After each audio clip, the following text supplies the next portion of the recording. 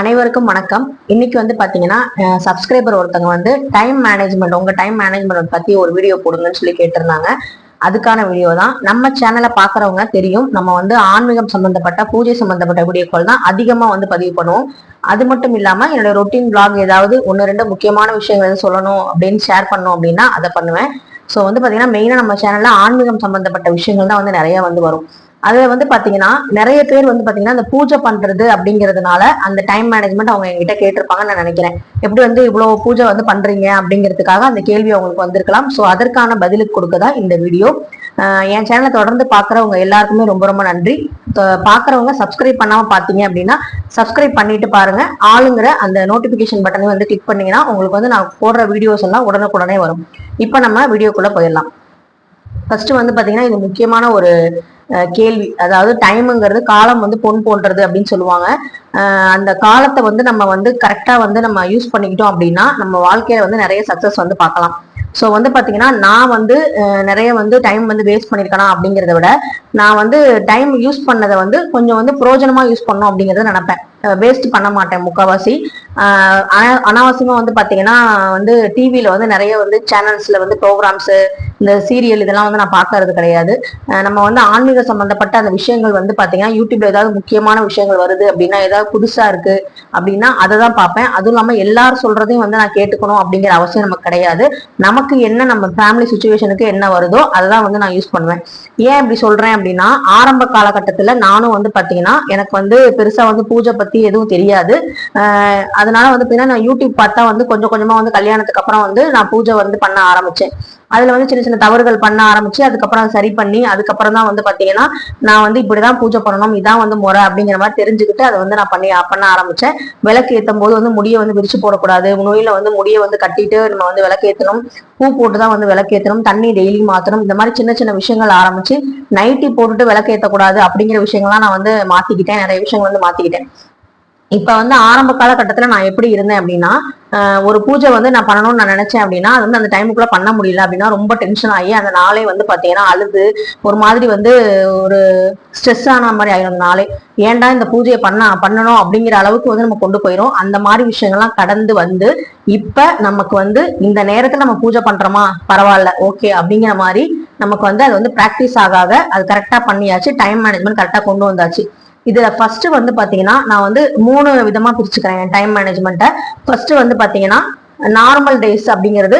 இப்ப வந்து நார்மலா வந்து ஒரு செவ்வாய்க்கிழமை இல்ல வந்து வேற ஏதாவது ஒரு ஞாயிற்றுக்கிழமை சூரிய வழிபாடு இந்த மாதிரி விஷயங்கள் அப்படின்னா நம்ம காலையில ஒரு 5 மணிக்கு எந்திரிச்சோம்னா 5 மணிக்கு எந்திரிச்சு குளிச்சுட்டு நம்ம வந்து 5:30 மணிக்கு வந்து விளக்கேற்றலாம். இது வந்து நார்மலா வந்து விளக்கேற்றி ஊதுபத்தி காமிச்சு நெய்வேத்தியமா கல்கண்டு நம்ம வீட்டுல இருக்க உலர்த்திராட்சி இதை வச்சு நான் வந்து பூஜை வந்து சிம்பிளா ரொம்ப சிம்பிளா பண்ணிடுவேன். பூ கூட பாத்தீங்கன்னா ஒரு 10 ரூபாய்க்கு அந்த பூ இருக்கு அப்படின்னா அந்த பூ வந்து நான் போட்டு நான் வந்து பூஜை பண்ணிடுவேன்.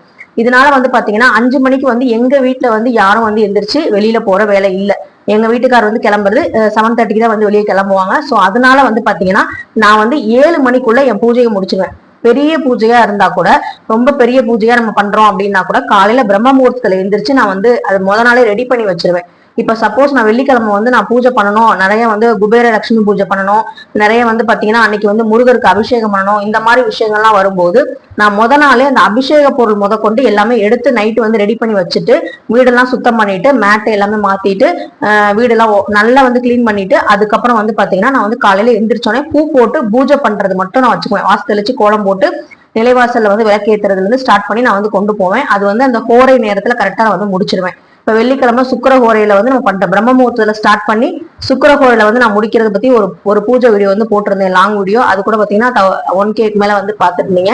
சோ அந்த வீடியோ வந்து பாத்தீங்கன்னா நான் டிஸ்கிரிப்ஷன்ல கொடுக்குறேன். சோ வந்து பாத்தீங்கன்னா என் வீட்டுல வந்து பாத்தீங்கன்னா 7:30 மணிக்கு தான் வந்து அவங்க கிளம்புறாங்க வெளியில அப்படின்னு சொல்லி நினைக்கும் போது அதுக்கு முன்னாடி நான் எழுந்திருச்சு 4 மணிக்கெல்லாம் எழுந்திரிச்சு நான் என்னோட பூஜை எல்லாமே நான் வந்து முடிச்சிருவேன். அப்ப வந்து பாத்தீங்கன்னா யாருமே எந்திரிக்க மாட்டாங்க. அதனால வந்து பாத்தீங்கன்னா எனக்கு வந்து எந்த ஒரு வேலையும் அவங்களுக்கு செய்ய வேண்டியது இருக்காது. இப்ப என் ஹஸ்பண்ட் வந்து எந்திரிச்சு வந்துட்டாங்க அப்படின்னா அவங்களுக்கு வந்து வாட்டர் பாட்டில வந்து தண்ணி ஃபில் பண்ணணும். ஹாட் வாட்டர் தான் குடிப்பாங்க, ஆனா தண்ணி சுடுதண்ணி வச்சுதான் நம்ம வந்து இது பண்ணணும். அதுக்கப்புறம் வந்து பாத்தீங்கன்னா பையன் வந்து எந்திரிச்சிட்டான் அப்படின்னா அவனுக்கு டீ கேட்டானா டீ இல்ல பால் ஏதாவது ஒண்ணு கொடுக்கணும். அவங்களுக்கு வந்து பாக்குறதுக்கு பேசுறதுக்கு வந்து பாத்தீங்கன்னா டிஸ்டர்பன்ஸ் ஆகும் அப்படிங்கறத வந்து நான் புரிஞ்சுக்கவே எனக்கு கொஞ்ச நாள் ஆச்சு. அதுக்கப்புறம் தான் நான் பிளான் பண்ணேன், சரி நம்ம வந்து நம்ம டைமை வந்து நம்ம கண்ட்ரோல்ல வச்சுக்கலாம், கொஞ்சம் சீக்கிரமா எந்திரிச்சோம் அப்படின்னா நம்ம பூஜையை வந்து ரிலாக்ஸா பண்ணிட்டு அதுக்கப்புறம் நம்ம குடும்ப வேலைகளை அந்த வீட்டு வேலைகளை வந்து நம்ம பாத்துக்கலாம் அப்படிங்கறது வந்து பிளான் பண்ணேன். இது மாதிரி பேலன்ஸ் பண்றதுக்கு எனக்கு வந்து ஒரு 2-3 வருஷம் வந்து பாத்தீங்கன்னா எனக்கு புரியறதுக்கே 2-3 வருஷம் ஆச்சுன்னு நான் சொல்ல வரேன்.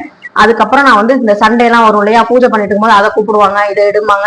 அப்பதான் நான் யோசிச்சேன், ஓ நம்ம லேட்டா எந்திரிக்கிறதுனாலதான் இவ்வளவு பிரச்சனை வருதா, அதை புரியாம நம்ம பாட்டுக்கு வந்து சாமி கும்பிடலாம் சண்டை வருதுன்னு நினைச்சுக்கிட்டு இருக்கமே அப்படின்னு சொல்லிட்டு அப்புறம் தான் இந்த மரமண்டைக்கு யோசிச்சு அதுக்கப்புறம் வந்து பாத்தீங்கன்னா சரி நம்ம பிரம்ம முகூர்த்தத்துல எந்திரிக்க ஆரம்பிப்போம் அப்படின்னு சொல்லிட்டு நான் எந்திரிக்க ஆரம்பிச்சு நான் வந்து பூஜை பண்ணேன். ஸோ என் டைம் மேனேஜ்மெண்ட்ல முக்கியமானது பூஜைக்கு நான் ஒதுக்குற நேரம் வந்து அதிகம் அப்படிங்கும் போது, அதிகம்னா 1 hour அப்படின்னா அதை வந்து நான் 6 to 7 முடிச்சிருவேன். அப்ப வந்து என் வீட்டுல வந்து யாரும் கிளம்பல. சப்போஸ் உங்க வீட்டுல வந்து அந்த நேரத்துக்கு வந்து நைட் ஷிஃப்ட் பாக்குறவங்க இல்ல வந்து டைம் பிரகாரம் வந்து ஷிஃப்ட் பிரகாரம் வேலைக்கு போறவங்க இருந்தாங்கன்னா நீங்க அந்த நேரத்துல பண்ண முடியுமா அப்படிங்கறத யோசிச்சுக்கோங்க. அதுக்காக நம்ம 3 மணிக்கு 2 மணிக்கெல்லாம் எந்திரிச்சு பூஜை பண்ண முடியாது. அந்த நேரத்துல பண்ணணும்னு அவசியம் இல்லை.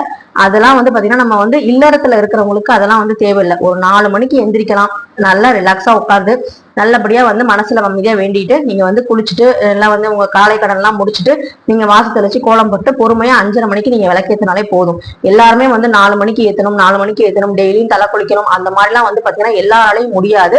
அது வந்து நீங்க உங்க இடத்துல இருந்து பாருங்க, நம்ம இடத்துல இருந்து அடுத்தவங்க இடத்துல இருந்து பாக்காதீங்க. அதாவது என் இடத்துல இருந்து நீங்க யோசிக்காதீங்க. இது நான் வந்து எந்த வீடியோ நீங்க பார்த்தாலுமே அதான் நான் சொல்லுவேன். அது வந்து ரொம்ப ரொம்ப முக்கியம். அடுத்தவங்களை பார்த்து நம்ம வந்து பண்ணணும் அப்படின்னா நம்ம குடும்ப சூழ்நிலை இருக்க உறுப்பினர்கள் எண்ணிக்கை அதிகமா இருக்கும். இப்ப வந்து பாத்தீங்கன்னா நான் என் வீட்டுக்கார் குழந்தை அப்படிதான் இருக்கோம் அப்படின்னா அவங்களுக்கான வேலைகள் வந்து கம்மியா இருக்கும். அதே மாதிரி யோகிக்கு வந்து லஞ்ச் வந்து பேக் பண்ற வேலை கிடையாது. அவங்க ஸ்கூல்ல வந்து லஞ்ச் ப்ரொவைட் பண்றாங்க. இப்ப வந்து நானும் இவங்க மட்டும் சாப்பிடணும் அப்படிங்கும் போது நாங்க வந்து கொஞ்சமா ஒரு காய் ஒரு குழம்பு ஒரு ரசம் அவ்வளவுதான், இல்லைன்னா தயிர் இருந்தா தயிர், இதோட நாங்க முடிச்சுக்குவோம். டின்னருக்கு வந்து பாத்தீங்கன்னா டிஃபன் தான், அதே மாதிரி மார்னிங்கும் டிஃபன் தான். நைட் வந்து சாப்பாடு வந்து சாப்பிட மாட்டாங்க. சோ வந்து பாத்தீங்கன்னா அந்த தோசை மாவு இட்லி மாவுன்னு இருந்தாலே வந்து பாத்தீங்கன்னா ஒரு 3-4 நாளைக்கு நமக்கு பிரச்சனையே இருக்காது.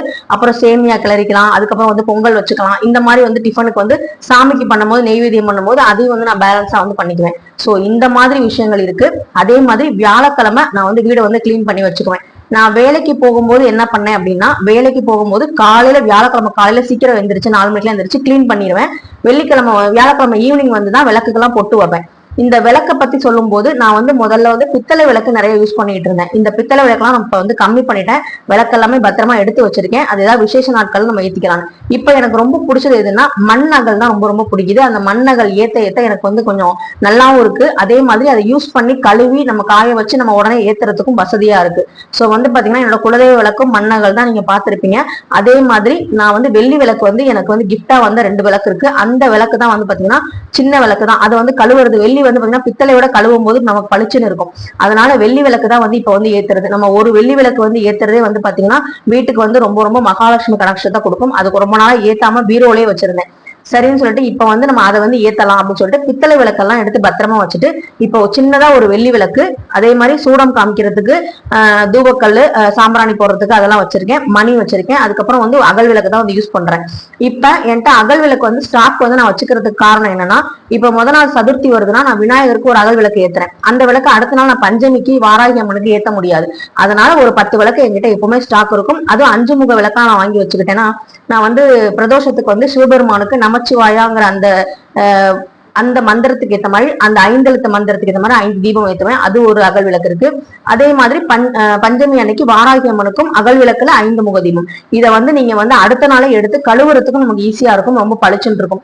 இந்த மாதிரிதான் வந்து பாத்தீங்கன்னா நான் வந்து அதிகமா பூஜை பண்ண ஆரம்பிக்க பூஜை பொருட்கள் பயன்படுத்துற அந்த விஷயங்களையும் அந்த பூஜைக்காக ஆகிற செலவையும் வந்து பாத்தீங்கன்னா எப்படி வந்து நம்ம கண்ட்ரோல்ல பண்ணணும் அப்படிங்கறதையும் நான் வந்து கத்துக்கிட்டேன். சோ வந்து பாத்தீங்கன்னா எனக்கு அகல் விளக்கு ஸ்டாக் இருக்கனால முத நாள் வந்து நம்ம சதுர்த்தி அன்னைக்கு ஏத்தின விளக்க அப்பயே கழுவி நம்ம வந்து அடுத்த நாள் வந்து அவசர அவசரமா செய்யணும்னு அவசியம் இல்லை. அந்த விளக்கெல்லாம் எடுத்து ஒரு கூடையில வச்சிருவேன். அடுத்து புதுசா இன்னொரு விளக்கு ஸ்டாக் வச்சுட்டு பாத்தீங்களா, அதை எடுத்து நான் பஞ்சமி அன்னைக்கு வாராகி அம்மனுக்கு ஏத்திக்குவேன். அதுக்கப்புறம் இந்த வியாழன் வெள்ளி இதெல்லாம் நம்ம ஏத்துற விளக்குகள்லாம் எடுத்து வச்சுட்டு சனி ஞாயிறு ஃப்ரீயா இருக்கும் போது நான் வந்து பாத்தீங்கன்னா சப்போஸ் ஞாயிற்றுக்கிழமை நான்வெஜ் சமைச்சாலுமே காலையிலே எந்திரிச்சு சூரிய வழிபாடு செஞ்சுட்டு நம்ம வந்து அந்த விளக்கெல்லாம் கழுவி வைக்கலாம். மண் அகல் வந்து யூஸ் பண்ணும்போது நமக்கு வந்து நிறைய வந்து பாத்தீங்கன்னா வேலை வந்து மிச்சமாகுது. அதனால வந்து பாத்தீங்கன்னா என்னால எப்பவுமே வந்து பூஜைக்கு வந்து பொருட்களும் ரெடியா இருக்கு. நமக்கு வந்து சூடம் சாம்பிராணி ஊதுபத்தி இதெல்லாம் தீர நான் அப்பப்ப வந்து 2 வாரம் ஒரு தடவை 3 வாரத்துக்கு ஒரு தடவை வாங்கி வச்சுக்குவேன்.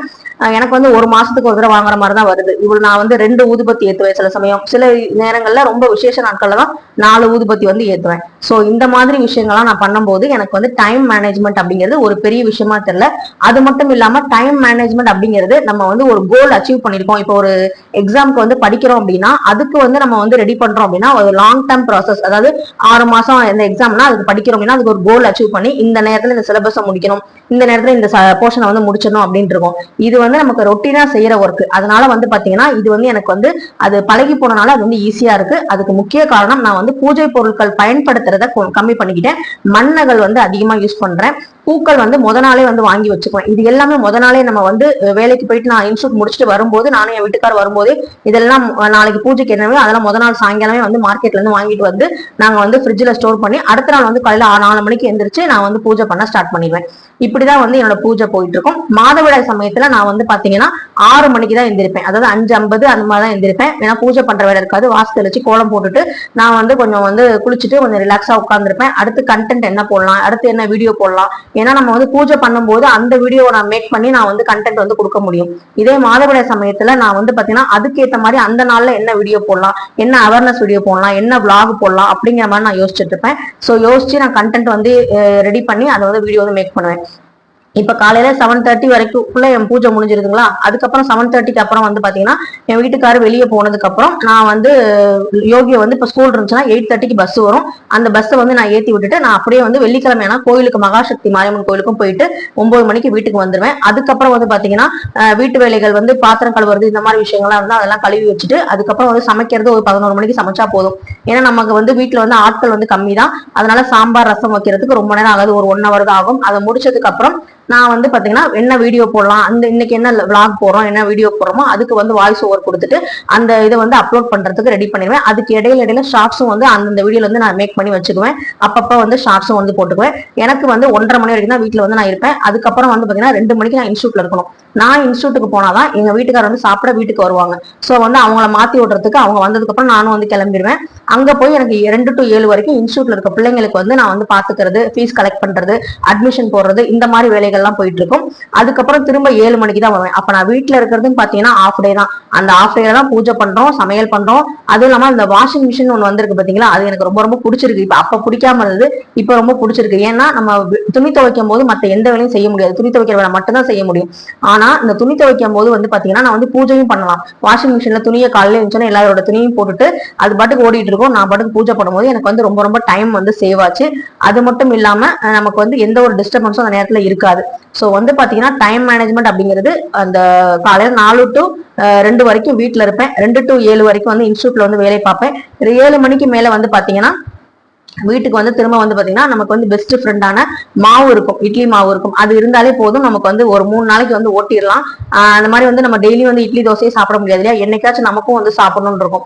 அதனால வந்து பாத்தீங்கன்னா எப்பயாச்சும் வந்து ஹோட்டல்லையும் நாங்க வந்து சாப்பிடுவோம். பக்கத்துல லோக்கல் கடையில, தெரிஞ்ச கண்ணன் கடையில வந்து பாத்தீங்கன்னா எங்களுக்கு பிடிச்சது ஏதாவது வந்து நாங்க சாப்பிடுவோம். ஸோ அந்த மாதிரி விஷயங்களும் இருக்கும். ஸோ வந்து இப்படிதான் வந்து எங்களுக்கு வந்து டைம் மேனேஜ்மெண்ட் அப்படிங்கிறது நம்ம ரொட்டீனா பண்றதுனால அது வந்து பெருசா வந்து எனக்கு பழகி போனனால அது பெருசா தெரியல.